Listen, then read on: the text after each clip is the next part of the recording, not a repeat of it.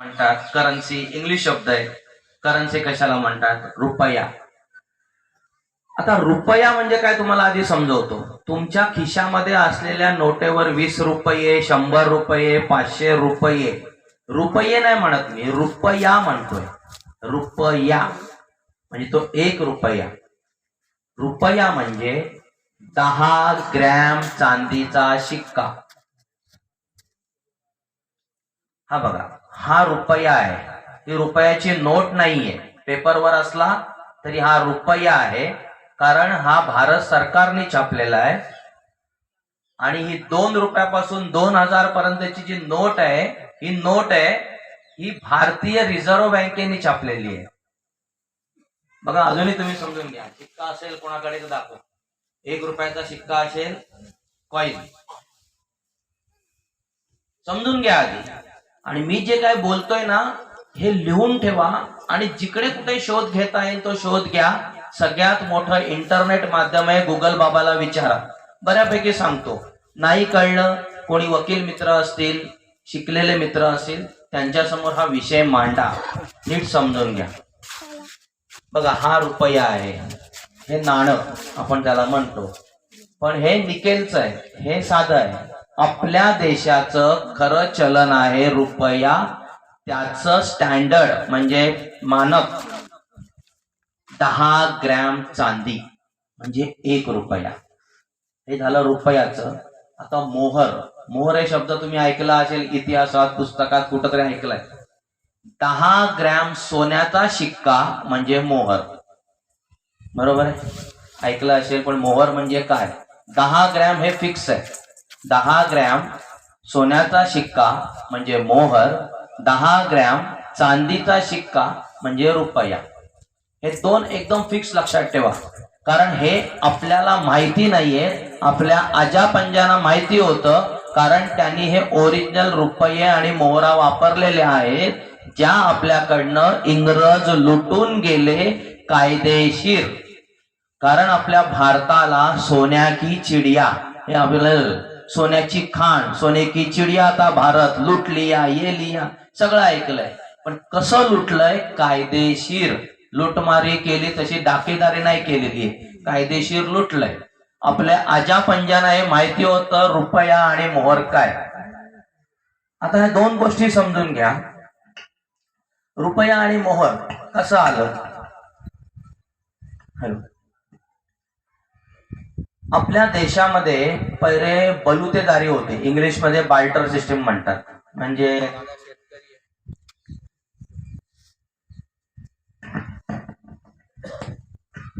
दादा शेतकरी आहे, मी चांभार आहे, लोहार आहे, कुंभार आहे, न्हावी आहे. आपलं गाव परिपूर्ण होतं. गावाच्या बाहेर जायची सहसा वेळ येत नव्हती, म्हणजे गावातच सगळं व्हायचं. न्हावी, चांभार, कुंभार, लोहार, सोनार, सुतार सगळं. त्यात काय व्हायचं? शेतकरी त्याच्या बदल्यात त्याला धान्य द्यायचा, धान्याच्या बदल्यात त्याला लागणाऱ्या गरजा करून घ्यायच्या. चांभार लोहाराला चापला देईल, लोहार त्याच्याकडनं एक तर शेतकऱ्याचं आलेलं धान्य देईल, नाहीतर त्याचं काहीतरी लोहार लोखंडाचं काम करून देईल. ही आदली बदल चालू होतोय. हा वस्तू विनियोग होता, ट्रान्झॅक्शन. पण याच्यामध्ये ना शेतकऱ्यावर जाम अन्याय व्हायचा. बिचारा वर्षभर शेतात राबतोय आणि वर्षभरात त्याच्याकडे धान्य येणार, पण चांभार 2 दिवसात चपला बनवणार, लोहार 3-4 दिवसात त्याची कुदळ बनवणार, लोखंडाचं काय असेल तर, कुंभार मडकं बनवणार 1-2 दिवसात.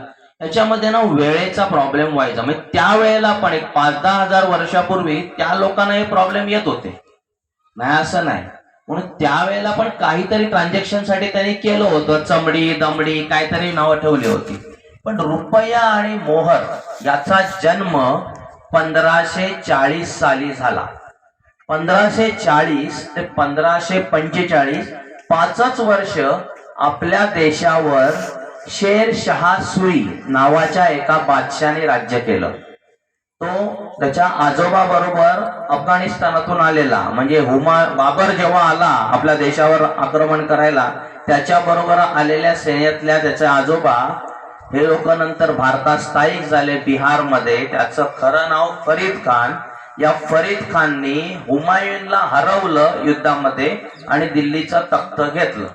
आणि हा बादशाह 1540 ते 1545 हे 5च वर्ष राज्य केलं आणि यांनी रुपयाचा जन्म घेतला, रुपयाला अस्तित्वात आणलं. आता रुपया कसा झाला? चांदीला त्या काळी रूपक बोलायचे. चांदी रूपक, सोनं कनक. कनकाचे ताटकरी उभ्या गोपिका नारी आपल्याकडे ज्ञानेश्वरांनी लिहिलेले आहे. कनक म्हणजे सोनं, रूपक म्हणजे चांदी आणि रुपयातून, रूपक मधून जन्म झालेला रुपया, ज्याचं वजन 10 ग्रॅम चांदी. हे फिक्स लक्षात ठेवा. आता तो मुस्लिम शासक होता म्हणून त्यांनी मोहर आणली. मोहर हा उर्दू वर्ड आहे, हा फारसी वर्ड आहे. मोहर हा फारसी वर्ड आहे, शब्द आहे. आणि मोहर पण आणली, 10 ग्रॅम सोन्याची मोहर. आता हे सगळं आलं, चालू झालं आणि त्याच्यात व्यवहार करायचा. आता या मोहरा आणि रुपये बनवायचे कोणी? तर त्या गावातल्या सोनारांनी, कारण गावं आपली स्वयंपूर्ण होती. गावात सोनार होते, चांभार होते, सगळे होते. त्या गावातल्या सोनारांनी ती बनवायचे, चिक्के नाणी पाडायची. त्याचा आकार काय पण असू दे, षटकोनी, त्रिकोणी, उभा, आडवा, त्याच्यावर नाव काय पण टाकू दे. परमेश्वर टाको, तानाजी, धनाजी, प्रवीण, काही नाव टाको. फक्त मापात पाप करायचं नाही. 10 ग्रॅम म्हणजे 10 ग्रॅम. 10 ग्रॅम मध्ये मापात पाप केलं तर फाशी. सोनार पण इमानदार होते. आणि सगळं जो 5000 म्हणजे 4000 5000 वर्षापूर्वी जसं कारभार चालू होता त्याचप्रमाणे 1540 नंतर पण कारभार चालू होता. तुमच्या केम मधला एक सोनार असेल असं पकडूया. भाऊ सोनार आहेत समजा. आदित्य भाऊ त्यांचे सोनार होते कोणतरी पूर्वी. आदित्य भाऊ सोनार आहेत. आपण सगळे त्यांच्याकडे आपलं सोनं नाणं नेऊन देतोय, सोनं चांदी रुपये बनवून घेतोय, मोहर बनवून घेतोय, त्यांना त्यांचा मोबदला देतोय. आपलं सगळं चांगलं चालू आहे. आता याच्या बदल्यात आपण व्यापाराला कुठेतरी जात असू एकमेकांच्या गावात. त्यावेळेला पण जसं आता लोक मुंबई, पुणा, नाशिक व्यापाराला जात आहेत, त्यावेळेला पण असेल घोड्यावरून व्यापार करायचा. व्यापाराला जायचं त्या हिशोबाने. तर परमेश्वर साहेब पण पूर्वी व्यापाराला जात असतील त्यावेळेचे, त्यांचे आजी आजोबा कोण पडू, त्यांच्याकडनं सोनं नाणं बनवून घ्यायचे. आणि जसे आता लुटमार होते तर त्यावेळेला पण लुटमार होत असेल ना. जरा इमॅजिन करा, म्हणजे जरा असं विचार करा. होत असेल. आपण घोड्यावरून जायचो, कोणतरी लपून बसलेला असेल, लुटत असेल, होत असेल. आदित्य भाऊनी एक आयडिया काढली. परमेश्वर भाऊना सांगितलं, परमेश्वर तुम्ही व्यापाराला मुंबईला जाताय, पुण्याला जाताय, तुमच्या मोहरा कोणी लुटू शकतं, रुपये लुटू शकतं. मी तुम्हाला एक चिठ्ठी लिहून देतो पुण्याच्या माझ्या मित्राच्या नावाने. तो पण सोनार आहे. तुम्ही तिकडे गेला की तुम्हाला तुमच्या सोन्याच्या मोहरा भेटतील किंवा चांदीचे रुपये भेटतील. चिठ्ठी लिहून देतो. बरोबर. आदित्य भाऊनी चिठ्ठी लिहून दिली. मैं परमेश्वर को 500 मोहरा देने का वचन अदा करता हूं. खाली सही मारली, त्यांचा सोनारकीचा शिक्का मारला, परमेश्वर भाऊना दिला. परमेश्वर भाऊ घेऊन निघाले, पुण्याला गेले. पुण्याला गेल्यावर त्यांच्या मित्राला दाखवली, त्याने त्यांच्या मोहरा दिल्या. परमेश्वर भाऊने व्यापार केला आणि निघून आले. पण मनातल्या मनात खुश पण झाले की साला लुटमारीचं टेन्शन गेलं त्यावेळेच, कारण घोड्यावरून जायचं आणि लुटमारी व्हायची, होऊ शकली असेल. आणि यांचे आभार मानले. आता गावात आल्यावर गप नाही बसले ना, त्यांनी यांना सांगितलं आणि सगळ्यांनाही आयडिया आली. आणि सगळ्यांनाच आदित्य भाऊनी ही पर्ची बनवून दिली, जी तुमच्या माझ्या हातामध्ये अजूनही फिरते. फक्त सोनार बदलला, भारतीय रिझर्व्ह बँक आली. ही पर्ची फक्त फिरत बसली आपल्या. परमेश्वर भाऊने पुण्याच्या माणसाला दिली, पुण्याच्या माणसाकडनं माझ्याकडे आली, माझ्याकडनं यांच्याकडे. ही पर्चीच फिरत बसली. सोनं आदित्य भाऊंकडेच राहिलं. सोनं आलंच नाही बाहेर परत. जे सोन्याच्या मोहरा आणि सोन्या चांदीचे शिक्के आपल्याला भेटायला पाहिजे होते व्यापार करायला, ते आलेच नाही मार्केटमध्ये. पर्चीच फिरत बसली. व्यापारी म्हणून यांनी मला दिली, मी खुश झालो, यांचं सामान दिलं. मी दुसऱ्या व्यापाराकडनं गेलं, त्याला ती पर्ची दिली. सांगितलं आदित्य भाऊकडे आहे बाबा सोनं तुझं. हेच सांगितलं, तुझं सोनं आदित्य भाऊकडे आहे. आता आदित्य भाऊची सही आहे, शिक्का आहे, तुम्ही कशाला विचारताय? कोणी नाही विचारलं. तशीच ही गव्हर्नरची सही आली, आरबीआयचा शिक्का आला, आपण ही नोट फिरवत बसलो. सेम आहे. मी काय बोलतोय कळतंय का तुम्हाला? ही सुरुवात तिकडनं झालेली आहे. म्हणजे तुम्हाला आता ही अतिशयोक्ती वाटेल. ज्या वेळेला मी इथं बसलो होतो, मी पण असं त्याने ऐकत बसलो होतो. पण हे शोधलं सगळं. मी तुम्हालाही तेच सांगतोय, पाटील साहेब पण तेच बोलले तुम्हाला, की आम्ही जे बोलतोय हे सगळं खरं असेल नसेल हे तुम्ही चेक करा, कोणाकडनं तरी बघा. पण तुम्हाला हे सगळं दाखवतोय, कायदे हे सगळं सांगण्याचा प्रयत्न करतो. ही नोट आतापर्यंत फिरत बसली. 1540 ते 1545च्या नंतरची गोष्ट आहे. 1700 साली इंग्रज आपल्या देशात आले, पूर्ण समजूया. म्हणजे 1680ला शिवाजी महाराजांचा मृत्यू झाला, 1676ला त्यांचा राज्याभिषेक झाला, आणि राज्याभिषेकाच्या फोटोमध्ये 2-3 इंग्रज दिसत आहेत. फोटोमध्ये बघा ना तुम्ही, 2-3 इंग्रज असतात राज्याभिषेकाच्या याच्यामध्ये. तर आपण असं समजूया 1680 नको, आपण 1700 साली समजूया. इंग्रज आले पश्चिम बंगालला, ईस्ट इंडिया कंपनीची स्थापना केली कालिकत बंदरात उतरून. आपल्या भारतात एकदम तर नाही आले, बिझनेसमॅन म्हणून व्यापारालाच आले होते ते. पण आपल्या देशामध्ये त्यावेळेला देश असा एक संघ नव्हता जो आज आहे तो. आपल्याकडे साधारणतः 648 संस्थानिकं होती. इथं पण कोणतरी निजाम असेल, आमच्या मुंबई ठाण्यात वेगळा सुलतान होता, मुकणे आदिवासी राजा होता, कोकणात वेगळे वेगळे राज्य होते, मध्ये शिवाजी महाराजांचं राज्य होतं, असं समजून घ्या. म्हणजे संस्थानिकं होते, हे आपण ऐकलेलं आहे. आता ही संस्थानिकं जी होती ना, अर्धी अय्याशी विलाशी पण होती, इतिहासाने सांगितलंय आपल्याला. या इंग्रजांनी त्याचा फायदा घेतला. संस्थानिकांना गाठलं, राजा लोकांना गाठलं, त्यांच्या वजीर प्रधान जे काय आपण म्हणू त्यांना गाठलं, मेन माणसाला, आणि 2 गोष्टी सांगितल्या.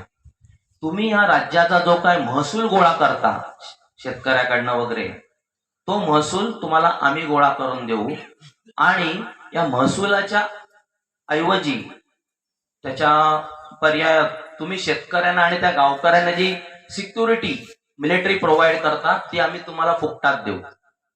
या 2 गोष्टी इंग्रजांनी राजा लोकांना आणि प्रधान लोकांना सांगितल्या.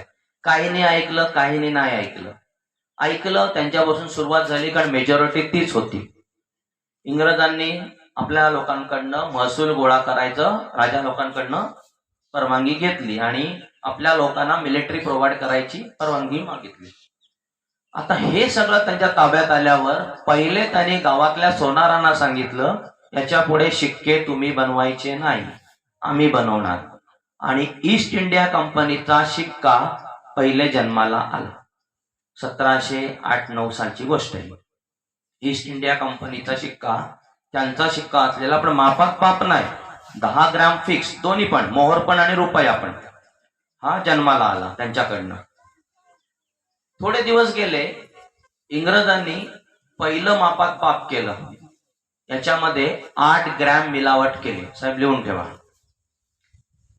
दोन्ही शिक्क्यामध्ये, चांदीच्या शिक्क्यामध्ये ॲल्युमिनियम टाकलं आणि सोन्याच्या शिक्क्यामध्ये पितळ टाकलं. 8 ग्रॅम मिलावट केली. जनता भडकली की, त्यावेळेला पण भडकलेली आहे. बाबा मापात पाप झालं, गडबड झाली, स्टँडर्ड चेंज झालं. इंग्रजांनी लगेच त्याचं आपलं जे 10 ग्रॅमचं तोळं होतं, शिक्का होता, याचं वजन 11.66 ग्रॅम केलं. आपल्या 11.66, नीट लक्षात ठेवा, 11.66 ग्रॅम, 11.66. ओके, ही पहिली मिलावट झाली. थोड्या दिवसांनी लगेच दुसरी मिलावट केली, 8चं 15% केलं. आणि बोंबॉम्ब झाल्यावर जी 10 रुपयाची मोहर होती, मी तुम्हाला मगाशी बोललो, 1 रुपयाचा शिक्का चांदीचा 10 ग्रॅम आणि 10 ग्रॅम मोहर, हिचं किंमत 10 रुपये. 10 रुपयाची मोहर आणि 1 रुपयाचा शिक्का, जी 10 रुपयाची मोहर होती तिला 15 रुपये किंमत केली. नंतर याच्यावर कायदे झाले, ते अजूनही चालू आहे, ते तुम्हाला सांगतो मी. या 2 गोष्टी झाल्या. 2 गोष्टी झाल्यावर काही जनता बडबडली, काही चालू होतं, कोणी एक्सेप्ट केलं, पण त्याची व्हॅल्यू वाढली असं लोकांना वाटलं. 10 रुपयाची किंमत 15 रुपये झाली, हे उलट लॉस झाला आपला सगळ्यात मोठा. पण लोकांना काही कळलं नाही आणि ते मान्य झालं. म्हणजे मोहर 15 रुपयाला गेली, रुपया रुपयालाच राहिला, वजन वाढलं तरी, आणि गडबड तर केलीच. हे सगळं चालू असताना 1935 साली या लोकांनी, इंग्रजांनी रिझर्व्ह बँकेची स्थापना केली आपल्या भारतामध्ये. पण जगातली पहिली बँक इंग्लंडमध्ये स्थापन झाली, आणि ती स्थापन करणारा जनक आहे विल्यम रोथशिल्ड. विल्यम रोथशिल्ड, कोणी त्याला रोथशिल्ड म्हणतं, इंग्लिशमध्ये स्पेलिंग लिहिल्यावर रॉथचाइल्ड पण म्हणतं. या माणसाने ही बँकिंग व्यवस्था जन्माला घातली जी आजपर्यंत जिवंत आहे आणि अख्ख्या जगावर त्याचा एकट्याचा कंट्रोल आहे.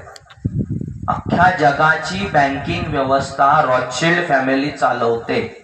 म्हणजे तुम्ही आम्ही जरी वाटलं रिझर्व्ह बँक आपली आहे तर ती आपली नाही आहे, प्रायव्हेट लिमिटेड कंपनी आहे. मद्रास हायकोर्टाने त्याची ऑर्डर पण काढलेली आहे की रिझर्व्ह बँकेचा एकही कर्मचारी सरकारी नाही, कारण रिझर्व्ह बँकच सरकारी नाहीये. तिचं राष्ट्रीयकरण झालेलं आहे पण ती सरकारी नाही, हे समजून घ्या. हा खूप विरोधाभास आहे. या गोष्टी तुम्ही आज पहिल्यांदा ऐकताय म्हणून समजायला विचित्र जातील, कारण कधीच ऐकल्या नाहीयेत आपण या. पण त्याच्यावर अभ्यास करा. 1920 साली तुम्ही इतिहास बघाल, कुठूनही शोधा, गुगल बाबा खूप मदत करतो आपल्याला. आपला देश 24% GDP होता. म्हणजे आज ज्या पद्धतीने अमेरिकेला आपण मानतोय त्याच्यापेक्षाही जास्त म्हणजे खुशाली, श्रीमंती 24% GDP भारताची अखंड नसताना पण, आणि चायनाची 26%. चायना 26%, भारत 24%. म्हणजे जगाच्या 50% हे दोनच देश श्रीमंत होते. म्हणजे भारत तर होता 24% म्हणजे. आणि 1920 पासून 1947 साली देश स्वतंत्र झाला आणि 27 वर्षामध्ये आपल्या देशाचा GDP 0.003 हा कसा काय आला बघा ना. म्हणजे आता देश स्वातंत्र्य आधी काही लोक आहेत, त्या लोकांनी त्यावेळेला बघितलं असेल की खायची उपासमार होती देशामध्ये. आपल्याला अमेरिकेवरनं पहिला गहू आला वगैरे ही सगळी स्टोरी आहे, तुम्ही शोधाल तसं मिळेल. हे शोधा, मी जे म्हणतोय ते रेकॉर्डिंग पण करा. आणि ही कशी काय आली तर या इंग्रजांनी भारतीय रिझर्व्ह बँकेची जी स्थापना केली त्याच्यामध्ये आपण लोक तिकडे पण व्यापाराला जायचो, अख्ख्या जगात जायचो तसे, आणि ते लोक पण आपल्याकडे व्यापाराला आले होते. हळूहळू राज्यकर्ते झाले, तो वेगळा भाग, कारण मिलिटरी ताब्यात दिली म्हणून. हे सगळं चालू असताना आपण तिकडे व्यापाराला गेलो की 10 रुपया पाऊंडच्या हिशोबाने, म्हणजे सोन्याच्या मोहराने त्यांच्याकडनं खरेदी करायचं. आणि ते व्यापाराला आपल्याकडे आले तर आपलं चलन रुपया आहे म्हणून रुपया आणि चांदीनी खरेदी करायची, त्याची 1 रुपया किंमत आहे 10 ग्रॅमची, आणि म्हणजे 11.66 त्यांनी केल्यामुळे. आणि सोन्याची 10 रुपये. म्हणजे सोनं हे पाऊंड मध्ये आणि रुपया हा रुपयामध्ये चांदीचा. हे गणित तेव्हापासून चालू झालं. या लोकांनी आपल्याला काय सांगितलं की तुम्ही आमच्याकडे व्यापाराला येता, तुम्ही आम्हाला नोट ही रिसिट दाखवल्यावर आम्हाला तुम्हाला सोनं द्यावं लागतं. मग त्या सोन्यावरून तुम्ही खरेदी करता. तुम्हाला भारतातून इकडे सोनं आणायला त्रास होतो प्रत्येक वेळेला. तुम्ही काय करा, रिझर्व्ह बँक जी तुमची आहे भारताची, जी भारताची रिझर्व्ह बँक. आता रिझर्व्ह बँक म्हणजे काय, ज्या देशाला आपली करन्सी छापायची असते, आपलं चलन छापायचं असतं, तेवढं सोनं रिझर्व्ह ठेवावं लागतं. रिझर्व्ह ठेवायचं म्हणून रिझर्व्ह बँक. बाकी तिचं काम काही नाहीये. त्या सोन्याच्या रिझर्वेशनवर नंतर ती आपल्या कमर्शियल बँकांच्या, वाणिज्य बँकांचा व्यवहार करायला लागतो. हे गणित आहे. तर तुम्ही तुमच्या रिझर्व्ह बँकमध्ये 100% जे सोनं ठेवताय त्याच्यापैकी 20% आमच्या बँकेत ठेवा इंग्लंडला, 80% तुमच्याकडे ठेवा. त्यावेळेच्या लोकांनी मान्य केलं, कारण व्यापाराला जायचंच आहे. समजून घ्या, व्यापाराला जायचंय म्हणून मान्य झालं. 20% तिकडे, 80% भारतात. 80% भारताचं 60% झालं, तिकडे 40% झालं. या 60%चं 40% झालं, तिकडे 60% झालं. या 40%चं 10% झालं, तिकडे 90% झालं. आणि 1947 15 ऑगस्ट आपल्या देशाला स्वतंत्र केलं. या लोकांनी स्वतंत्र मिळवलं नाही, आपण केलं. केल्यानंतर आपलं जे 90% सोनं तिकडे गेलं होतं ते तसंच राहिलं. का तर जसं 8 नोव्हेंबर 2016 मोदी साहेबांनी 2 नोटा बंद करून, 500 आणि 1000चे नोट बंद करून 8 वाजता टीव्हीवर सांगितलं ये लीगल टेंडर नहीं रहेंगे, तसं इंग्रजांनी त्यावेळेला सांगून टाकलं अभी से ये लीगल टेंडर नहीं रहेंगे. आता आपण खुशीत कुठे होतो? देश स्वतंत्र झाला, आपली ती खुशी चालू होती, पण लिगल टेंडर नाही रहेंगे मान्य आहे, त्याच्याबद्दल आपण आपल्या भारतीय रिझर्व्ह बँकेने छापलेल्या नोटा पण दिल्या. पण सोनं सोनाराकडेच गेलं इंग्लंडला, जे 90% नेलं होतं ते बँकेनी. असं कायदेशीर पद्धतीने आपल्याला मूर्ख बनवलंय. कळलं? म्हणजे सोने की चिडिया थी भारत, हे बरोबर आहे, पण सोनं गेलं कसं हे आपल्यालाच माहिती नव्हतं. लुटमार केली, हिरे चोरले, हे चोरले, फक्त आपण मजेशीर बोलतोय. कायदेशीर सोनं या पद्धतीने इंग्लंडला गेलं. हे गणित कळलं? आता रिझर्व्ह बँक आणि बाकीच्या बँका चालू झाल्या. आतापर्यंत भारतामध्ये 13,098 बँका, म्हणजे त्यात NBFC, पतपेढी, कॉपरेटिव्ह बँका, सहकारी बँका सगळे मिळून भारतामध्ये 13,098 बँका आहेत. हे पण लिहून ठेवा तुम्हाला. आता हे सगळं चालू असताना ही नोट जी तुमच्या माझ्या खिशामध्ये आहे, आज पण आहे, आपण हिला कायदेशीर मानतो कारण रिझर्व्ह बँकेने आहे केलेली, आणि हिची गॅरंटी घेतलेली आहे सेंट्रल गव्हर्नमेंट. बघा तुमच्या पण नोटेवर तेच लिहिलं असेल, भारतीय रिझर्व्ह बँकेच्या नावाच्या खाली गॅरंटेड बाय सेंट्रल गव्हर्नमेंट आहे. आता तुम्हाला किंवा तुम्ही मला सांगा, सेंट्रल गव्हर्नमेंट म्हणजे कोण? हे तुम्हाला माहिती आहे, मला माहिती होतं, म्हणजे तेवढं मी पण ओळखत होतो. नरेंद्र मोदी जिंदाबाद एवढंच म्हणत होतो. सेंट्रल गव्हर्नमेंट म्हणजे नरेंद्र मोदी, स्टेट गव्हर्नर म्हणजे एकनाथ शिंदे. हेच बरोबर आहे ना? आपण तेच म्हणू ना, चुकीचं काय? बरोबर ना? राज्य सरकार एकनाथ शिंदे, केंद्र सरकार नरेंद्र मोदी. आता तुम्हाला समजण्यासाठी मी सांगतो. आता मी या केम मध्ये आलो, परमेश्वर साहेबांची माझी काय तू मायमा झाली, मारामारी झाली, आणि परमेश्वर साहेबांनी माझ्यावर एक इथे पोलीस स्टेशनला गेले. केमचं काय पोलीस स्टेशन असेल ते लोकल, करमाळा पोलीस स्टेशन पकडूया आपण. करमाळा पोलीस स्टेशनला गेले आणि माझ्यावर गुन्हा नोंदवला की बाबा मी यांना त्रास दिलाय, काय मारामारी झाली. गुन्हा नोंदवणार, बरोबर, तो अधिकार आहे त्यांचा. गुन्हा नोंद झाला, काय माझा होईल? कोर्टामध्ये नेताना कोर्टामध्ये पोलीस कोर्टाचे पेपर प्रोड्यूस करतात, त्याच्यामध्ये कसं लिहितात, त्या कोर्टाचं नाव वर असतं. पहिलं नाव येणार स्टेट ऑफ महाराष्ट्र, कंसामध्ये करमाळा पोलीस स्टेशन वर्सेस म्हणजे विरुद्ध प्रवीण सीताराम तरे, असंच येईल. बघा ना, तुम्ही तुमच्यावर कोणाच्या केस झाल्या असतील गव्हर्नमेंटच्या, किंवा आता ह्या गव्हर्नमेंटवर मला केस करायचे, चला प्रवीण तरे विरुद्ध स्टेट ऑफ महाराष्ट्र, कंसामध्ये त्या खात्याचं नाव, कुठल्या खात्याला पार्टी करायचंय. आता स्टेट ऑफ महाराष्ट्र होईल, स्टेट ऑफ कर्नाटक होईल, स्टेट ऑफ गोवा होईल, गुजरात होईल, काय पण होईल. हे राज्यांच्या बाबतीत झालं. आता मला केंद्रावर करायचे केस, तर मी काय लिहिणार? प्रवीण सीताराम तरे वर्सेस किंवा विरुद्ध सेंट्रल गव्हर्नमेंट, नाही, युनियन ऑफ इंडिया, जे आपल्या भारतीय संविधानात पहिलं वाक्य. सेंट्रल गव्हर्नमेंट नावाची कुठलीही संस्था आपल्या भारतात नाहीये. तुम्ही RBIला उद्या विचारा हा प्रश्न, 2 रुपयापासून 2000च्या नोटेपर्यंत भारतीय रिझर्व्ह बँकेच्या नावाखाली जे गॅरंटी घेणारी सेंट्रल बँक आहे कोण?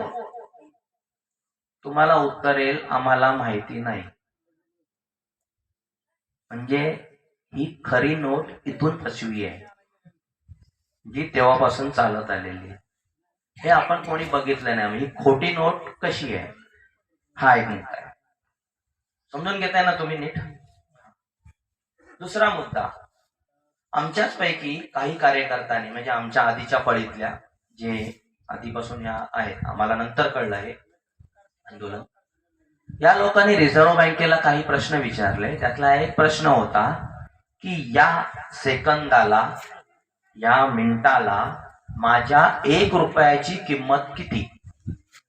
आता तुम्ही पण काय म्हणाले, 1 रुपयाची किंमत किती? 1 रुपयाच होईल ना.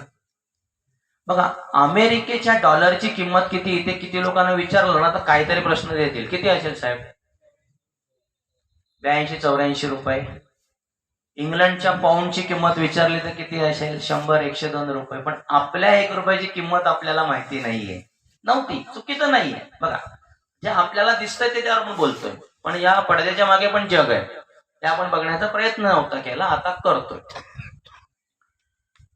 या 1 रुपयाची किंमत आरबीआयला लोकांनी विचारली, तर आरबीआयने लिहून दिलं 0 म्हणजे 777 मिलीग्रॅम गोल्ड 24 कॅरेट. आता 777 मिलीग्रॅम गोल्ड म्हणजे 1 ग्रॅमला साधारणतः 2.5 मिलीग्रॅम कमी समजूया, म्हणजे 777 मिलीग्रॅम गोल्ड आहेत का सोनं? अच्छा अच्छा. तर मग सांगायचं की सोनं 777 मिलीग्रॅम गोल्ड. आता हा पण एक प्रश्न आला, अचानक कुठे आला? तुमच्यासारखा चेहरा त्याचा पण झाला असेल. आता तुमचा मोबाईलचा कॅल्क्युलेटर ओपन करा. कॅल्क्युलेटर आहे 777 मिलीग्रॅम गोल्ड. कॅल्क्युलेटर ओपन केलं. हा 1 रुपयाची किंमत, 1 रुपयाची स्टँडर्ड मानक. आता मी तुमची किंमत काढून देतो तुम्हाला. मी 777 मिलीग्रॅम गोल्ड. थांबा ना.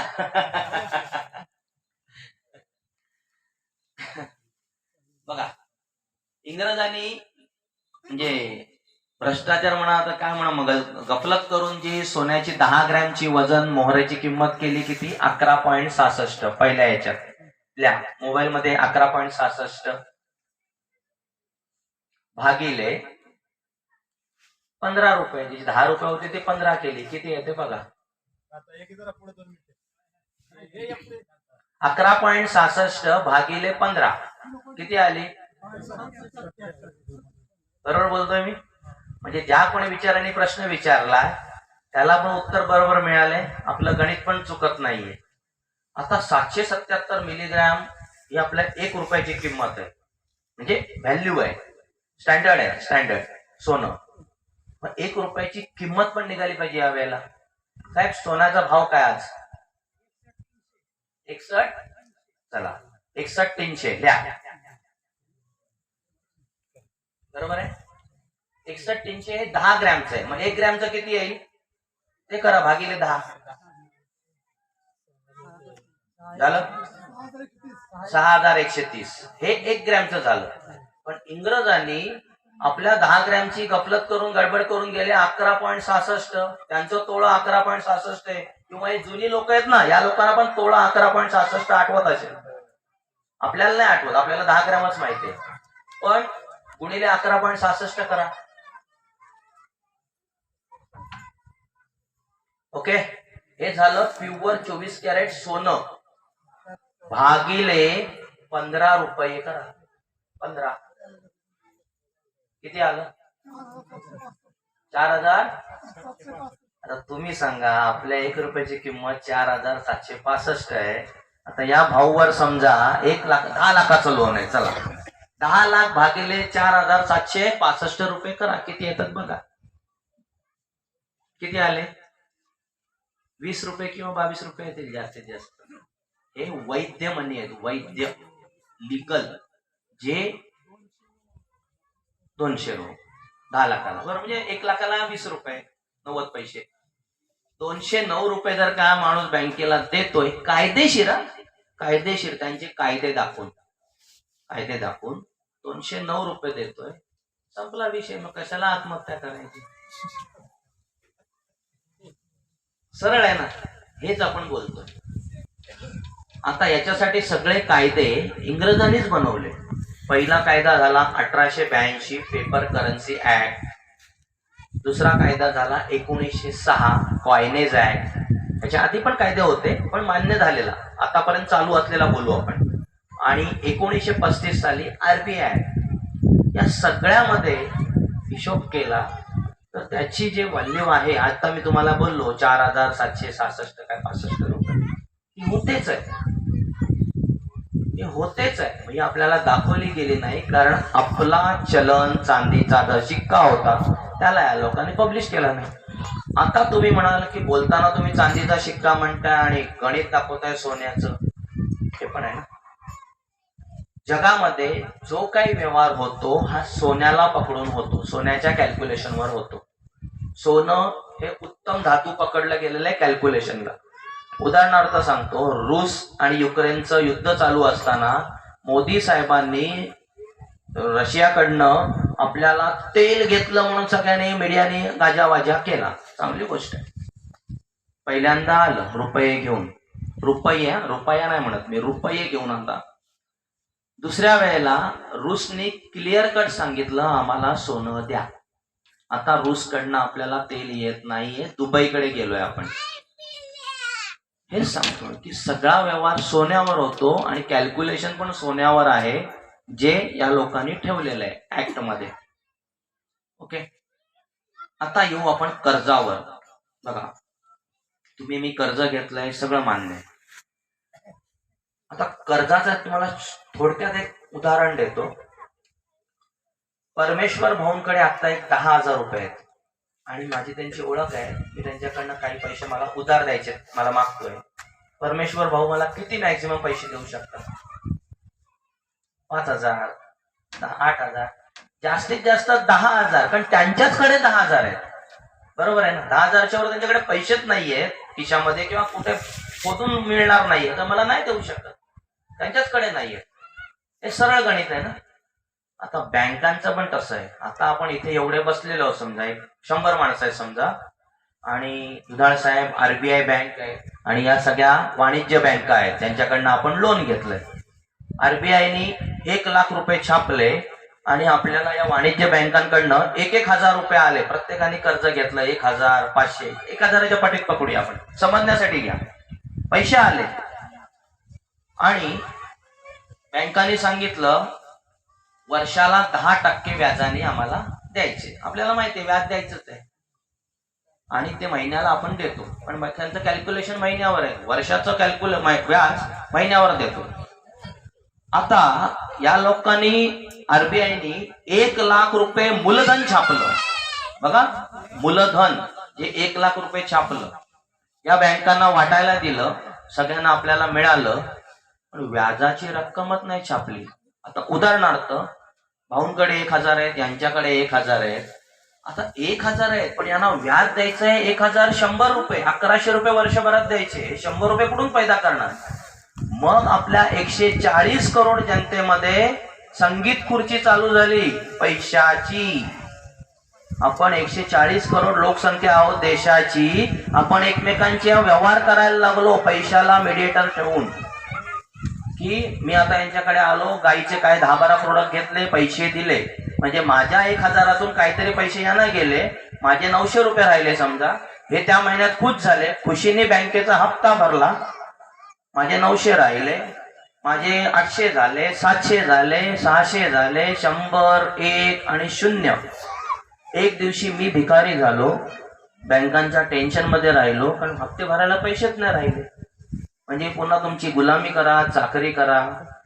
दुसऱ्या दिवशी यांचे संपले, तिसऱ्या महिन्यात यांचे संपले, चौथा महिना, 5वा महिना, यांचे नाही संपले रिटर्न टायमांचे, पण यांच्या पुढच्या पिढीचे संपणार आहेत.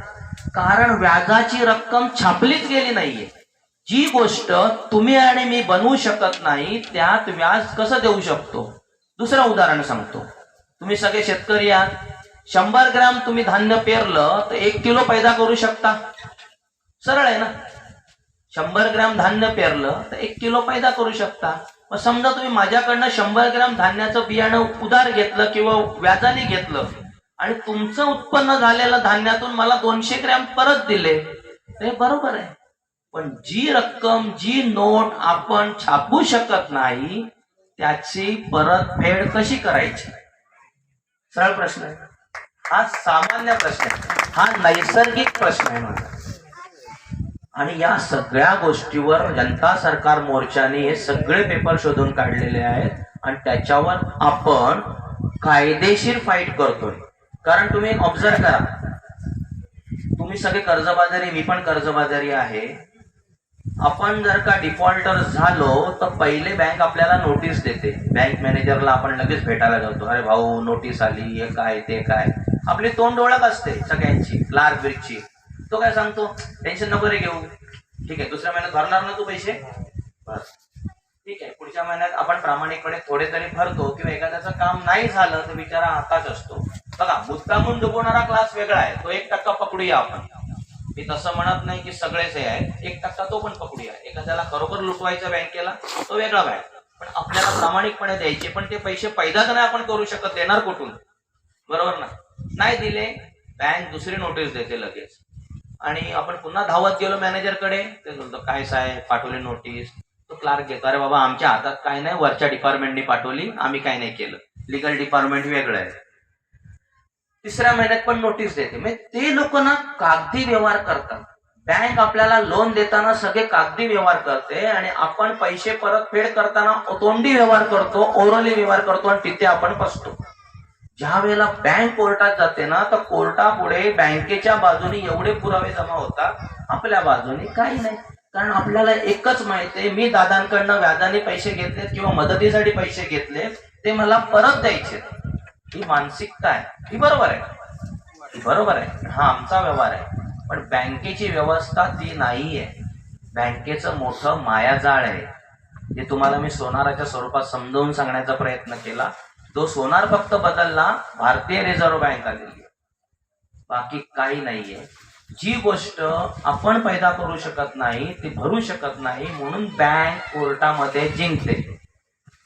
जनता सरकार मोर्चाने 20 वर्ष मेहनत करून यातल्या काही आपल्यासारखे सदस्य, इथे एक चांगलं आहे, इथे अध्यक्षीय प्रणाली नाहीये, कोणी अध्यक्ष नाही, तुम्ही सगळे आता अध्यक्ष, आपणच सगळे सदस्य, आपणच कार्य करते. हा एक असाच प्लॅटफॉर्म आहे की ज्याला ज्याचं लोकांसाठी भलं करण्याचं बोलायचंय त्याने इथे येऊन बोलायचं, काही नाही, लोकांचं भलं होऊ द्या. सध्या मुद्दा कर्जाचा आहे, पण कर्ज एक छोटस हत्यार आहे, कर्जाचं तुम्ही टेन्शन घेऊ नका. आणि आपण तेच म्हणतोय की आपण कर्ज माफी मागत नाहीये, चुक्त करणार आहोत, कारण माझ्या 1 रुपयाची किंमत 4,800 रुपये आहे. मग का घाबरताय? फक्त ते आज तुम्ही बोलायला गेलात, आता इथून तुम्ही बोलायला गेलं तर लोक असतील येणे म्हणतील, कारण ऐकलं नाहीये, चुकीचं नाहीये. बघा ना, क्षणभराबरोबर तुम्ही पण नव्हतं कळलं, सोनार साहेबांनी कॅल्क्युलेशन केलं, त्यांचा तो भाग आहे म्हणून त्यांनी 777 ला धरून कॅल्क्युलेट केलं लगेच. बरोबर आहे, त्यांचा पार्ट आहे म्हणून त्यांनी केलं, आपला पार्ट नाहीये. बघा तुम्ही शेतकरी आहात, मी पण शेतकरी, पण जिंदगीत कधी शेतात काम नाही केलंय, पण मला त्यातलं काही कळणार नाही. तुम्ही झोपेत पण सांगाल, प्रत्येकाचं काम आहे ते. मुद्दा तुम्हाला हेच सांगायचंय की आपलं जे लोन आहे, जे कर्ज आहे, त्याला क्षणभर पण घाबरायचं नाही. बँक जशी कायदेशीर कारवाई करते आपल्यावर, आपल्याकडे इतके दिवस पुरावे नव्हते, बँकेच्या विरुद्ध भांडायला कायदे नव्हते, जे आता आपल्याला कळलेले आहेत, आणि सगळी मेहनत मदत जनता सरकार मोर्चाकडनं होते, ते आपण कायदेशीर भांडायचं. आता हे तुम्हाला सांगतो, ह्या गोष्टीला वेळ लागणार आहे, कारण बँकेकडे जे पुरावे आहेत ते त्याने ज्या दिवशी लोन घेतलं आपण त्या दिवसापासून गोळा करायला सुरुवात करतात. आपल्याकडनं 2-3 चेक पण घेऊन ठेवतात. बघा लक्षात ठेवा. आता जर का तुम्हाला आत्ताच डाऊट आहे की मी भविष्यात तुमचे पैसे बुडवणार आहे, तुम्हाला कसं कळणार? म्हणून तुम्ही चेक घेताय, बरोबर ना? तसं त्यांच्याकडे असलेले पुरावे त्यांच्याकडे सुरुवातीपासून आहे, आपल्याला या क्षणापासून गोळा करायचे, त्याला वेळ लागणार आहे. ही लढाई खूप मोठी आहे, क्षणात संपणार नाही, किंवा कोणी तुम्हाला मदत करायला येणार नाही. तुमची लढाई तुम्हाला लढायची. आपण फक्त एकमेकांना ग्रुपमध्ये राहायचंय, कारण ग्रुपमध्ये एक वेगळी ताकद असते. एकत्र राहण्याचं कारण ते ग्रुपचं, ग्रुपमध्ये मोठी ताकद असते. ही लढाई वैयक्तिक आहे आपली, कारण यांचं कर्ज वेगळं आहे, यांचं वेगळं आहे, यांचं वेगळं आहे, माझं वेगळं आहे. माझं कर्ज कुठल्या पद्धतीचं आहे मला माहिती आहे, म्हणून मला माझ्या पद्धतीने फेस करायचे. पण कायदे सगळ्यांना एकच आहे. 1 रुपया तुम्हाला पण तोच आहे आणि मला पण तोच आहे. कायदे सगळ्यांना एकच आहे. आपल्याला सिव्हिल कोर्ट, पुढचं कोर्ट जायचंय. पण हेही तुम्हाला सांगतो, मगाशी तुम्हाला सांगितलं की परमेश्वर भाऊंकडनं मी 10,000चा जो हिशोब केला. समजा आता परमेश्वर भाऊनी मला एक 5,000 रुपये दिले उसने. आता बघा, यांची एक बॅलन्स शीट होईल, यांनी मला पैसे दिले म्हणून, माझी एक बॅलन्स शीट होईल, माझ्याकडे पैसे आले म्हणून. कशी होईल? परमेश्वर भाऊंकडे 10,000 रुपये आहेत, माझ्याकडे 0. परमेश्वर भाऊने मला 5,000 रुपये दिले, माझ्याकडे 5,000 रुपये झाले. परमेश्वर भाऊंकडे 5,000 रुपये राहिले, माझ्याकडे 5,000 रुपये जमा राहिले. माझ्याकडे कमी झाले, माझ्याकडे वाढले. 4थी पर्यंत तर जमा खर्च आहे. आणि लहान पोरगा पण सांगेल, बँकांची बॅलन्स शीट अशी नाही बनत. बँकेकडे 10,000 रुपये, मला 5,000 रुपये दिले, बँकेकडे 15,000 रुपये होतात. बघा, असेट्स व्हॅल्यू म्हणून तुमचं लोन 3 महिने भरलं नाही का NPA, non performing assets, non NPA. ते एनपीए झालं का बँकेला टेन्शन येतं, आपण खुश व्हायला पाहिजे. असं आहे ते. बँक तुमच्या मागे लागेल, बाबा एनपीए करायचंय, एनपीए होणार आहे, भर बाबा एकदाचे. एनपीए म्हणजे त्यांचा तो प्रॉफिट आहे पुरा ना. म्हणून त्यांचे 10,000तून 5,000 गेल्यावर 5,000 नाही राहत, 15,000 होतात. हे बँकेच आहे. हेही सांगतो, आपल्याला ही लढाई लढताना तुमच्या माझ्या योगायोगाने बँकेने आधी सेटल केलं आणि तुम्हाला वाटलं ठीक आहे बाबा सेटल होण्यासारखी रक्कम आहे, करा. कारण या लढाईत काही पुरावे असे तुम्हाला सांगून ठेवतो आत्ताच. 20 लाखाचं सेटलमेंट बँकेने 10,000 केलेलं आहे.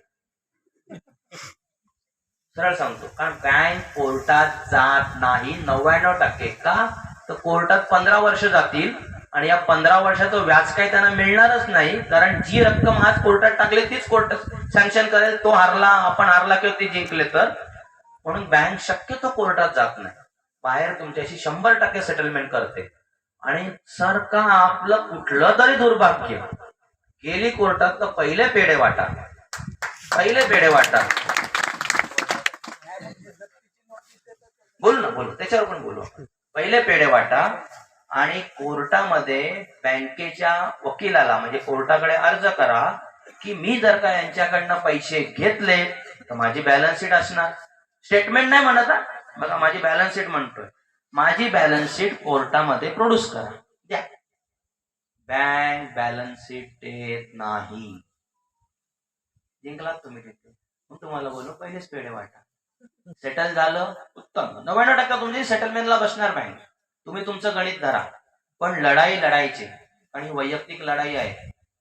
आपण जिंकलो, पुढची पिढी सुटणार आहे, हे सांगतो. दुसरी गोष्ट, बँक तर कोर्टात जातच नाही. गेलेत ना, तुमची गेले ना. उलट तुम्ही नशीबवान आहे. बँक गेली तर तुम्ही गेले. अरे म्हणजे स्टॅम्प ड्युटी पण त्याला बँकेला भरायला लागते. कसं असतं माहितीये का, तुमच्यापैकी कोणी सिव्हिल कोर्टात काय जमिनी बिमिनीची केस खेळलेली असेल त्याला कळत असेल. समजा आता आम्ही सख्खे भाऊ आहोत आणि यांच्या आमच्या जमिनीचा वाद आहे, यांच्या विरुद्ध कोर्टात गेलो तर त्या जमिनीची व्हॅल्यू पकडली जाते, त्याच्यावर स्टॅम्प ड्युटी पहिले कोर्ट घेतात. आता बँक जर का कोर्टात गेली, यांचा 10 लाखाचा दावा आहे तर 10 लाखाच्या दाव्यावर पहिले बँकेला स्टॅम्प ड्युटी भरायला लागेल, मग जज ऐकणार आहे त्याचं. हे गेले तर यांना भरायला लागेल. तर बँक गेली तर नशीबवान आहे ना, वाचली ना स्टॅम्प ड्युटी. सांगायचा मुद्दा हाच आहे की बँकेला घाबरू नका. जेवढी गरज आपल्याला आहे ना त्याच्या 100% गरज बँकिंग व्यवस्थेला आहे. कारण त्यांचा म्हणजे प्रोडक्टच पैसा आहे.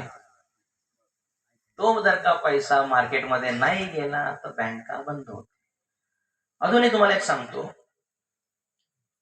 आपण ठेवीदार म्हणून 4 रुपये बँकेमध्ये ठेवले तर 96 रुपये बँक डिजिट मध्ये बनवते. हा आता 2011ला फायनान्स ऍक्ट चेंज झाल्यापासूनची गडबड आहे. असू दे, तो कायदा आहे. आता 4 रुपये ठेवल्यावर 96 रुपये बँक हवेत बनवते. 100 रुपये झाले, त्या 100 रुपयातले 10 रुपये सिक्युरिटी ठेवते आणि 90 रुपये कर्जाच्या स्वरूपात वाटते. म्हणजे जे पैसे हवेत बनले ते हवेतच आहेत. आता हे कसं? नोटबंदीनंतर मोदी सरकारने 34 लाख करोड नोटा छापल्या, करन्सी छापल्या. 34 लाख करोड. आता 34 लाख करोडची करन्सीचं तुम्ही सोनं मॉर्गेज बघाल तर ते पण निघेल आपल्याला, ते पण आपण काढूया. 34 लाख करोड करन्सी प्रिंट झाली आणि कर्ज वाटली 156 लाख करोड. कसं काय गणित? यांच्याकडे 10,000च आहेत, मला हे 10,000च देऊ शकतात. 10,000चा 1 रुपया, माझ्याकडे 34 लाख करोड जर का नोटा छापल्या गेले तर 34 लाख करोडच लोन व्हायला पाहिजे. 156 लाख करोड म्हणजे 122 लाख करोड रुपयाच्या जमीन, घर याची जप्ती 100%. म्हणजे कुठूनही यांना हे काळा बाजार करायचा. आता मी तुम्हाला मगाशी म्हणालो की बँका या सर्व प्रायव्हेट आहेत. ते उदाहरण सांगतो. सरकारी नाही, सहकारी, कॉपरेटिव्ह. कारण त्याचे आपण शेअर होल्डर असतो म्हणून बोलतोय. त्या बँकांची स्वतःची प्रॉपर्टी असते, ती शाखा स्वतःची भाड्याची नसेल स्वतःची. बाकी सरकारी म्हणजे नॅशनलाइज आणि प्रायव्हेट या ICI, HDFC, bank of India, state bank of India, सरकारी बँका जेवढ्या तुम्ही बघाल ते बघा, त्यांची प्रॉपर्टी स्वतःची नसते, भाड्याचीच असते. का हो असं? त्या बँकेला मी 1 अरब रुपये मागितले ना ही जागा विकत घ्यायला, तर मला द्यायला तयार आहे. पण 1 लाखाचं गाळा ते विकत घेत नाही, भाड्यानेच राहतात. का? इव्हन रिझर्व्ह बँकेची 50 माळ्याची जी बिल्डिंग आहे मुंबईत, ती पण भाड्याची आहे. असं का? कारण पळून जायचंय कधी ना कधी, त्यांच्या प्रॉपर्ट्या नसतात. आणि 1964-65 हा गडबड झाली होती, जेव्हा भारतीय बँकांचं राष्ट्रीयकरण करायला घेतलं इंदिरा गांधींनी, तेव्हा बँका पडायच्या तयारीत होत्या. आता बँका गेल्यावर तुम्हालाही टेन्शन येईल की कसा व्यवहार करायचा, आणि तो व्यवहार कसा करायचा ही व्यवस्था परिवर्तन हे जनता सरकार मोर्चामध्ये सांगितलं जातं. पण सगळ्यांचं टेन्शन आहे लोन, म्हणून हा लोनचा मुद्दा फक्त आज आपण घेतलेला आहे. व्यवस्था परिवर्तन नाही झाला, मी सत्ता परिवर्तन नाही म्हणत आहे. मोदीच्या जागेवर हे जरी बसले ना उद्या, तरी याला त्यांचंच ऐकायचं. जे 13 लोक अख्खं जग चालवत आहेत, त्याच्यामध्ये बिल गेट्स आहे, JP मॉर्गन आहे, रॉकफेलर हा अख्ख्या जगाचं तेल, क्रूड ऑइल हा नियंत्रणात आणतात. सद्दाम हुसेनला मारण्याचं कारण हेच आहे. सद्दाम हुसेननी नोटा नाही, अमेरिकेचे डॉलर कॅन्सल केले, सोनं मागितलं, सोनं, म्हणून त्याला फक्त दहशतवादी जिवंत बॉम्ब कुठले आहे त्याच्याकडे असं डिक्लेअर करून कसं तरी त्याला उडवलं. गडाफीला उडवलं. नेताजी सुभाषचंद्र बोस हिटलरला पहिले भेटले, हिटलरने पहिले यांचं जाणलं होतं. हिटलरपेक्षा केनेडी यांचा राष्ट्रपती अमेरिकेचा, त्यांनी स्वतःच्या नोटा छापल्या, त्याला उडवलं. गडाफीला उडवलं. सुभाषचंद्र बोस आझाद हिंद नोट आणली यांनी, अजूनही तो कायदा चालू आहे आपल्याकडे. 7 देशांनी, जगातल्या 7 देशांनी, बर्मा, बिर्मा, जपान यांनी ती करन्सी एक्सेप्ट केली होती. त्या लोकांनी ती पुन्हा हे केली. 13 लोक अख्खं जग चालवत आहेत. 13 लोक आहेत, 13 फॅमिली आहेत, हे अख्खं जग चालवत आणि 500 वर्षापासून चालवत. आपण फक्त यांचे मोहरे आहोत. त्या मोहरा नाही, गुलाम. 47 साली देश स्वतंत्र झाला, फक्त त्यांची आर्मी निघून गेली, मिलिटरी निघून गेली, जो जुलूम व्हायचा तो निघून गेला. पण आता जो जुलूम चालू आहे ना, आपण डायरेक्ट इनडायरेक्ट फक्त काबाड कष्ट करतोय. क्षणभर तुम्ही बघितलंय असेल, तुम्हाला लोनवाल्यांचे समोरून फोन येतात की लोन घ्या. आपल्याला काय वाटतं, मार्केटमध्ये माझी प्रेस्टीज वाढली. एक 10, 15, 20 वर्षापूर्वी लोन घेणं ही प्रेस्टीज होती. म्हणजे वेगळ्या माणसाला लोन भेटायचा, आपल्याला लोन हा शब्दच माहिती नव्हता, काबाड कष्टच करायचे. आता लोन घ्या म्हणून समोरून फोन करतात, छोटस लोन देतात, 1000 रुपयाचा मोबाईल, 10,000चा मोबाईल, मग क्रेडिट स्कोर वाढला आणि त्या मायाजाळमध्ये अडकवतात. कुठूनही त्यांना गुलाम करायचं, कुठूनही तुमच्या जागा, घरं जप्त करायचे.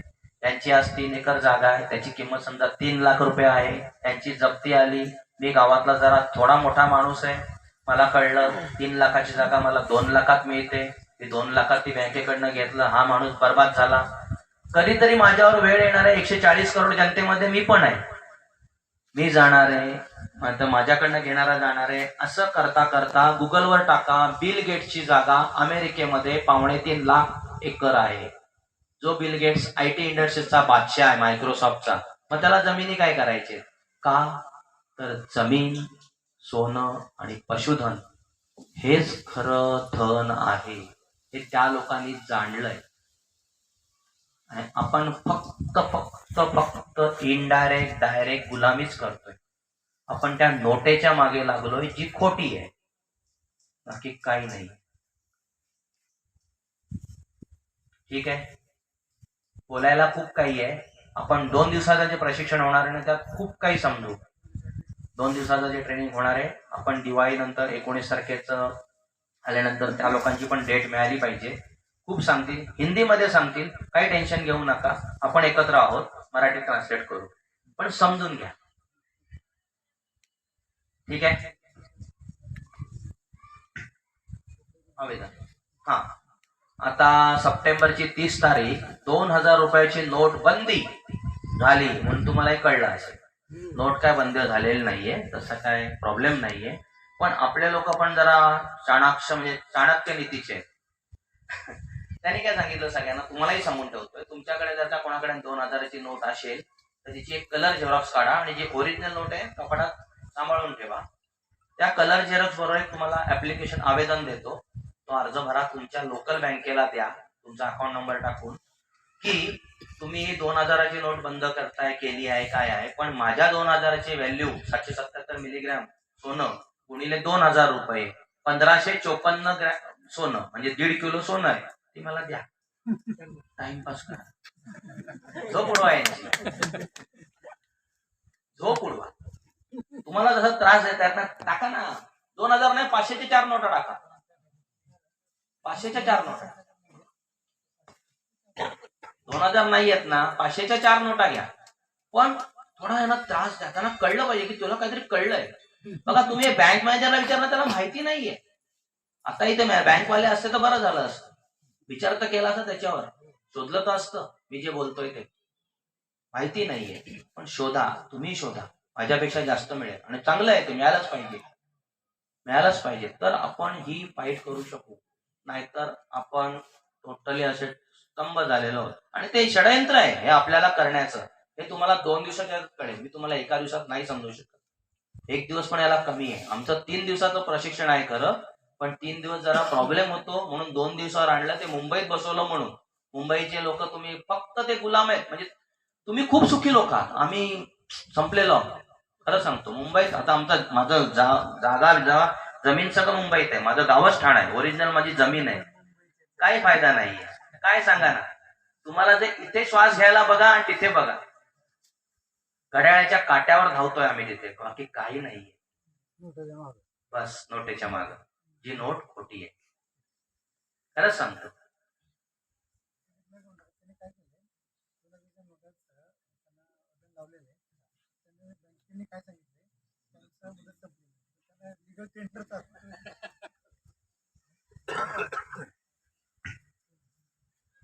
बँकेला यांनी आवेदन लावलेलं कोणी कोणी सॉरी, अच्छा अच्छा, चांगली गोष्ट आहे. आणि बँकेने आदिनाथ गैरीनाथ बाळू रितोंड यांनी लावलं होतं, रितोंड साहेबांनी. आणि बँकेने त्यांना काय सांगितलं की 2000ची ती 30/9/2023 मुदत संपलेली आहे. आता यांनी जर का अजून ऍक्शन घेतली ना, तर मॅनेजर गेला, मला गॅजेट दाखव, कळलं, नोट बंद झालेली आहे असं मला दाखव, घेणार आहे ते. बस फिरले पाहिजे, बरोबर आहे, परफेक्ट आहे, परफेक्ट आहे, म्हणून फॅमिली सुरुवात होईल. बघा ही आपली आता सुरुवात आहे, पण 5 महिने 6 महिने 8 महिने वर्ष कुठली तरी एक केस होईल. बघा 99% केस तुमच्या सेटलच होणार आहेत, हे तुम्हाला मी आधीच सांगून ठेवतो. तुम्ही नाही ना केल्या तरी तो जज पण सांगणार आहे बँकेला की तुमच्या मानेशी येणार आहे, आणि मी ऑर्डर केली, अख्ख्या भारताला लागू होते ती. अपिलात जाऊ तो नंतरचा भाग आहे. बघा इथं मी जिंकलो होतो, बँक गपण्या बसली आणि अपिलात गेली, मी अपिलात फाईट केला, तर माझी शक्ती असेल तिथपर्यंत मी दाबीन. नाही आता लिगल टेंडर नाहीये, ही 90% दागे सोनं गेल्यासारखं आहे, ते असं झालंय. ही लिगल टेंडर नाही, ती लिगल टेंडर आहे, लक्षात घ्या. कलर झेरॉक्स काढा आणि ओरिजिनल नोटा जपून ठेवा, आणि त्या झेरॉक्स तिचे अकाउंट नोट नंबर हे सगळं टाकून बँकेला द्या तुम्ही लेटर. बघा ना एक करून, त्याला एक येतो, एक तर म्हणे तुम्ही पागल आहे, आलेले येड आहे, असं कुठे होतं. अर्ज तर घेऊन ठेवा माझा, पुढे बघू, हा पुरावा आहे, हा आपल्याला पुढे कोर्टात लागणार आहे. बर 1 मिनिट, एका मिनिटात संपवतो. आता 2 गोष्टी बँक असतात, बँकेकडे एक हत्यार आहे सिबिल, हे ब्रह्मास्त्र आहे बँकेकडे, सिबिल. तुम्हाला सिबिलच्या नावावर घाबरतात. आपण आता सिबिलवर पहिले नको जाऊया, दुसऱ्यांदा जाऊया. दुसरं एक हत्यार आहे, 2002 एक कायदा आला, सरफेसी ऍक्ट. त्या ऍक्ट मध्ये बँक DRT म्हणजे डेप्ट रिकव्हरी ट्रिब्युनल, ट्रिब्युनल म्हणजे न्यायाधिकरण, आणि कोर्ट म्हणजे न्यायालय. न्यायालय आणि न्यायाधिकरण यात 2 फरक आहेत. न्यायाधिकरण हे नियमावर चालतं आणि कोर्ट कायद्यावर चालतं. जे कायदे आहेत त्याच्यावर कोर्ट चालतं. आणि आता समजा यांची बँक आहे पंजाब नॅशनल बँक, यांच्या बँकेकडनं मी लोन घेतलंय, तर पंजाब नॅशनल बँकेचे जे नियम आहेत त्या नियमाच्या ह्याच्यात ते न्यायाधिकरण चालतं. 2002 मध्ये ही एक परवानगी डिस्ट्रिक्ट मॅजिस्ट्रेट म्हणजे कलेक्टरला दिलेली आहे, डीएम ला. डिस्ट्रिक्ट मॅजिस्ट्रेट जो एक्झिक्युटिव्ह आहे, ज्युडिशियल नाहीये. ट्रिब्युनल ही अर्धन्यायिक आहे, अर्धन्यायिक, पूर्ण न्यायिक नाहीये. कोर्ट पूर्ण न्यायिक आहे. मग ते साधं आपलं तालुक्याचा कोर्ट असो, जिल्ह्याचा असो, सुप्रीम कोर्ट असो, कोर्ट बोललं की पूर्ण न्यायिक. या दोन गोष्टी लक्षात ठेवा. ही ताळी बिळी लावले, जप्ती केली ना. आता मी तुम्हाला कायद्याने बोलतोय. काल एक असे देवदूतच म्हणेन त्यांना माझ्या भाषेत, साधा माणूस आहे तुमच्या मायासारखा, त्या माणसाने 300 लोकांची लावलेली ताळी एकट्यानेच तोडली आणि लोकांना घरात घुसवले. संजय वाली म्हणून नाव आहे, कोल्हापूरला, इचलकरंजी. त्यांनी त्यांचं समजा लावलं, यांचं लावलंय. माणूस टेन्शन मध्ये असतो, फॅमिली असते, इज्जत जाते वगैरे. टाळं लावून दिलं, तोडलं. अशी केस असेल, घाबरू नका. एक गुन्हा होईल तुमच्यावर, FIR होऊ शकते. शक्यतो बँक करणार नाही, शक्यतो करणार नाही. केली तर नशीबवान आहे तुम्ही, तेही सांगतो तुम्हाला, समजून सांगतो. FIR होईल 448 IPC 448 गुन्हा दाखल होईल तुमच्यावर.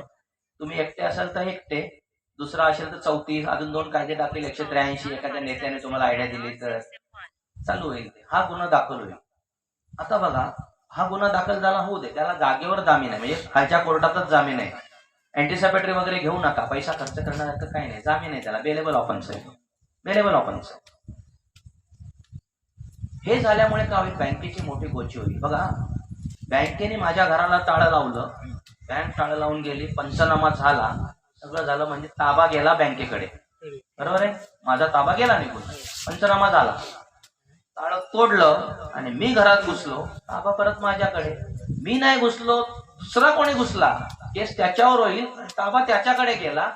ताबा मिळवायचा अधिकार सिव्हिल कोर्टात आहे. म्हणजे बँक कुठल्या कारणाने सिव्हिल कोर्टात जाऊ द्या, हे मला तुम्हाला सांगणं आहे. ट्रिब्युनलला आपण नाही जिंकणार. आणि मूर्खासारखं DRT ला तर कधीच जाऊ नका. पहिले बँकवाले तुम्हाला सांगतील DRT ला तुम्हाला न्याय भेटेल, आपल्याला DRT ला बँकवालेच पाठवतील आणि आपण हरणार. कारण ती नियमावर चालते, न्याय कायद्यावर चालत नाही. म्हणून बँक सिव्हिल कोर्टात कशी येईल याचा प्रयत्न करा. लगेच होणार नाही. समजा, शिका, घाई करू नका, समजूतदारीने घ्या. वेळ लागेल, विजय नक्की आहे कुठल्याही परिस्थितीत. तर सेटलमेंट झालं तरी विजय आहे. आता आम्ही सिव्हिलवर येतो. सेटलमेंट झाल्यावर आपण त्या खुशीत असतो. अर्धी लोक सेटलमेंटचं लेटर पण घेत नाही, पैसे भरतात आणि निघून जातात. हा मूर्खपणा आहे. सेटलमेंटचं लेटर घेतलं, पहिले आपल्याला सिव्हिलला कळवायचंय. सिव्हिलला कळवायचंय की आमची सेटलमेंट झालेली आहे. कारण त्या सेटलमेंट मध्ये वर NDC लिहिलेलं असतं, नो ड्यूज सर्टिफिकेट. आणि त्या नो ड्यूज सर्टिफिकेट मध्ये आमची सेटलमेंट झाली. आता सेटलमेंट झाली, जर का सिव्हिलला कळवलं तर सिव्हिलला आपलं नाव खराब करायची गरजच नाहीये. आपण लोक ती तसदी घेत नाही, कारण माहिती नाहीये. माहिती नाही, बघा, चुकीचं काही नाही, बँक सांगणारच नाही. माहिती नसल्यामुळे आपण ते करत नाही. अर्धे लोक तर लेटर घेत नाही. ते लेटर न घेतल्यामुळे बँक काय करते, सेटलमेंट झालेले अमाऊंट मायनस करते आणि तिथे ते स्टॉप करते आणि सिव्हिलला इफेक्ट होत राहतं. त्याच्यावर व्याजाचं व्याज चढत जातं. आपल्याला भविष्यात कुठला लोन घ्यायची वेळ आली तर तो त्या दिवशी सिव्हिल रिपोर्ट पुढे येतो आणि तो मॅनेजर आपल्याला सांगतो नाही का, सिव्हिल रिपोर्ट. आता हा सिव्हिल रिपोर्ट बघितल्यानंतर तुम्ही त्या बँकेकडे सेटलमेंट लेटर मागायला जाल तर तो मॅनेजर पण चेंज झालेला असतो, ते स्टाफ पण चेंज झालेले असतात. सिबिलची वेबसाईट आहे, सिबिलची मेल आहे, सिबिलच्या वेबसाईटला आता गुगल बाबामुळे खूप काय फायदा झालाय. गुगल बाबा तुम्ही सिबिल टाकलं तर सगळं सांगतो. त्या वेबसाईटवर जायचं, अपलोड करायचं की हे माझं अकाउंट नंबर आहे, हे माझं बँक अकाउंट नंबर आहे, हे लोन अकाउंट नंबर आहे आणि हे माझं NDC आहे, नो ड्यूज सर्टिफिकेट. एकदा करा, दोनदा करा, तीनदा करा. नाही ऐकलं तर सिव्हिलला पण नोटीस द्यायची, झोप उडते. या यंत्रणा आहे सगळ्या. कोर्टात यायला कोण मागत नाही, तुम्हाला खरंच सांगतो. तुम्ही पण घाबरतो, कोर्ट बोलल्यावर घाबरतो. कोर्ट म्हणजे काय हो?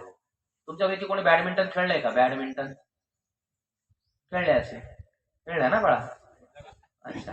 टेबल टेनिस, टेबल टेनिस चला खेळले असेल नसेल. बॅडमिंटन आणि टेबल टेनिस ज्या ठिकाणी मॅचेस होतात त्याला काय म्हणतात मला माहितीये का? कोर्ट. कोर्ट. एक इकडं एक समोर चालू असतं, एक कोर्ट, आणि मध्ये ते उंचावर एक माणूस बसलेला असतो, रेफरी. बरोबर आहे. आपल्या कोर्टचं तसंच आहे, मध्ये ज्या उंचावर तिकडं वादी, इकडं प्रतिवादी. तसंच आहे कोर्ट. काय घाबरणार, तर काय नाही, खेळ आहे तो, खेळ आहे. साहेबांनी एक आठवण करून दिली. ह्याही गोष्टी तुम्हाला समजवण्यासाठी सांगतो. आपल्याकडे 2 कायदे आहेत, मुख्य कायदे, जे आता आपल्या पार्लमेंटमध्ये चेंज होत आहेत. एक आहे सिव्हिल दिवाणी न्यायालय, म्हणजे CPC, सिव्हिल प्रोसिजर कोड, दिवाणी न्याय संहिता, आणि CRPC, फौजदारी न्याय संहिता. असे 2 आहेत, फौजदारी, दिवाणी, सिव्हिल आणि क्रिमिनल, हे 2च कायदे आहेत. बाकी नंतर उपकायदे भरपूर होतात त्याच्यात. आता हे 2 कायदे विरोधाभास कसे आहेत बघा, समजून घ्या. दिवाणीमध्ये काय फायदा आहे, दिवाणीमध्ये काय नुकसान आहे, क्रिमिनल मध्ये काय फायदा आहे आणि क्रिमिनल मध्ये काय नुकसान आहे, आपण गेल्यावर. आता या भाऊंनी माझा हा मोबाईल घेतला, हा माझा मोबाईल आहे, त्यांच्याकडे ह्यांनी घेतला माझा, लपवला, लंपास केला, आणि हे मॅटर घेऊन मी दिवाणी न्यायालयात, सिव्हिल न्यायालयामध्ये गेलो. तर न्यायालयात केस चालू असताना जेव्हा इश्यू फेम होतात, मुद्दे फेम होतात, त्याच्यावर मला पुरावा द्यावा लागतो, त्याला एव्हिडन्स म्हणतात. त्या एव्हिडन्स मध्ये हा मोबाईल मी कुठून घेतला, किती रुपयाला घेतला, किती वाजता घेतला, कसे पैसे दिले, सगळं आधी मला पुरावा द्यावा लागतो. त्यातून मला जिंकावं लागतं, कारण यांचा वकील माझी क्रॉस घेणार असतो, उलट तपासणी. मग या भाऊंची बारी येते की बाबा यांनी माझा कसा चोरला. म्हणजे पहिले माझी वस्तू असून मी जर का दिवाणी न्यायालयात गेलो तर मला सिद्ध करायला लागतं की माझी कशी आहे. पण हीच वस्तू जर का मी फौजदारी न्यायालयात गेलो आणि फक्त सांगितली या भाऊने माझा मोबाईल चोरला, तर यांना सिद्ध करायचं की हे चोर नाही आहेत, माझं काम झालं, कंप्लेनंट, फिर्यादी, मी चोरला म्हणून सांगितलं. बघा हा फरक आहे दोन्ही न्यायालयात. म्हणून दिवाणी न्यायालयात कधी जायचं आणि सिव्हिल न्यायालयात कधी जायचं याचं पण डोकं वापरायचं. बँक तसंच करते, आधी ती सिव्हिल मधून सगळे पुरावे करते आणि मग पोलीस स्टेशनला जाऊन परमिशन मागते, प्रोटेक्शन मागते तुमची जप्तीवर. आता पोलीस जेव्हा तुमच्याकडे येतो ना, त्याला तुम्हाला बोलायचा काही एक अधिकार नाहीये, तो फक्त लॉ अँड ऑर्डर सांभाळायला तिथे आलेला असतो. ते पण पैसे भरून. बँकेला त्यांना बोलवायला पैसे भरावे लागतात, फुकट येत नाही. तो येणार, पण जर का तुमच्याकडे काहीतरी पुरावे असतील तर तुम्ही बँकेच्या ऑफिसरला, तहसीलदारला जागेवर फाईट करून तुमची जप्ती थांबवू शकता. पुरावे मी तुम्हाला सांगितले तेच, की तुम्ही ऍक्शन घ्या काहीतरी, जे आवेदन वगैरे आपण म्हणतो, कळेल तुम्हाला नंतर. पुरावे पाहिजेत. आणि जर का नसतील तर इचलकरंजीचे बाबा आपले आहेत, त्यांचा आदर्श घ्या. एक FIR होऊ शकते, आपापल्या डेअरिंगवर करा. बाकी जोडीला येतील, पण FIR मध्ये गुंतवू नका. पण काय होतं, समजा यांच्यावर 4-5 गुन्हे आहेत, पोलीस पहिले यांना उचलणार आणि यांना उचलल्यावर आपण कमकुवत होतो, आधीचे गुन्हे आहेत. म्हणून समजून घ्या, जरा थोडं डोकं वापरा. सगळं ब्रेनचं काम आहे, कळणार तुम्हाला, काही कठीण नाहीये. अजून एक सांगतो, भगवद्गीतेमध्ये श्रीकृष्ण भगवानने, म्हणजे मगाशी दुधाळ साहेब म्हणाले की कृष्ण भगवान पण खोटं बोलायला सांगतो. कृष्ण भगवानने अर्जुनाला स्पष्ट सांगितलेलं होतं की ज्या वेळेला धर्म आणि सत्य या 2 गोष्टीचा शेवट होईल, धर्म म्हणजे जात नाही, कर्तव्य, आणि सत्य या 2 गोष्टीचा जिथे शेवट होईल तिथे न्याय व्यवस्था जन्माला येईल. हे कृष्ण भगवाननी सांगितलेलं आहे. आता मी माझ्यासाठी काढलेलं त्याचं बोधवचन सांगतो. धर्म आणि सत्य या 2 गोष्टीचा शेवट झाला तर न्याय व्यवस्था जन्माला येणार आहे, आपल्याला कोर्टातच जायचंय. उदाहरणार्थ दादाकडनं मी 50,000 रुपये घेतलेले आहेत, आमची चांगली मैत्री आहे, आम्हाला यांनी मला विश्वासाने 50,000 रुपये दिलेले, कोणी त्याला साक्षी दुरावा नाहीये, आणि मी माझी नियत फिरली, मी खोटं बोललो आणि यांचे पैसे नाही दिले म्हणून दादा कोर्टात गेले, आणि दादा त्या कोर्टात गेल्यावर खऱ्याने लढले ना तर हरणार आहेत. कारण भगवान श्रीकृष्णाने सांगितलेले की धर्म आणि सत्याचा शेवट झाल्यावर कोर्ट आहे. शेवट तुम्हाला कोर्टातच करायचं, जायचं आहे, आणि न्याय व्यवस्था करायची होती तर कोर्टाच्या बाहेर तुम्हाला खरं बोलायचं होतं, तिथे तुम्ही बोलला नाहीत आणि त्या कोर्टामध्ये येऊन खरं बोलताय, जिंकणार नाहीत. म्हणून तुम्हाला कोणी ऐकलं असेल, कोर्टात खरं चालत नाही, खोटं बोलायचंय पण पुराव्याने. खरं आहे, मी तुम्हाला परिस्थिती सांगतोय. आणि तुम्ही बिरबल, तेनालीरामन, इसाप नीती, पंचतंत्र या गोष्टी नाही आहेत, ही लोक होती. ही त्यावेळेला त्या त्या हिशोबाने न्याय करायची. न्याय बघा, न्याय, न्यायचा इंग्लिशमध्ये अर्थ होतो जस्टिस. आणि आपली जी न्याय व्यवस्था आता इंग्रजांनी आपल्याला दिलेली आहे त्याच्यामध्ये जस्टिस नाही मिळत, जजमेंट मिळतं. जजमेंटचा अर्थ आहे निर्णय. न्याय मिळत नाही, त्यांच्याकडनं निर्णय आणि ऑर्डर. म्हणून तिथे कृष्णदेवाला मध्ये आणा आणि डोकं वापरा, पुरावे फक्त गोळा करा आणि तिथे खरं बोलू नका. कारण न्याय देवता आंधळी आहे, तर काहीच लक्ष नाहीये, तिला पुरावे बघायचे, बाकी काही दिसत नाही. हा फरक आहे, हा समजून घ्या. ठीक आहे.